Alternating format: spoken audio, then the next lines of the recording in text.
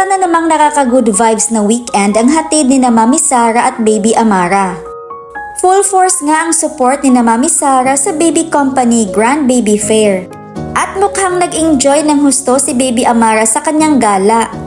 Nag-enjoy ito sa mga toys na kanyang nakikita at alam na alam niya kung paano ito laruin. Napaka-cute din tingnan ni Baby Amara na marunong na itong humawak ng pangsulat at nagdudoodle pa. Halatang matalinong bata si Baby Amara dahil nakakasunod ito sa mga itinuturo ng nasa paligid niya. Kitang-kita din talaga ang magandang naidulot kapag both parents ay in good terms. Napaka-solid ng foundation ni Amara.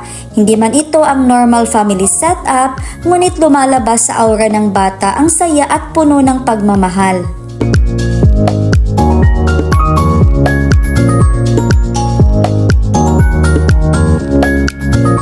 At syempre di makukumpleto ang weekend kung walang ayuda sa Team Jora. Alam na alam talaga ni na Sarah G at Sargento kung paano pasayahin ang mga fans.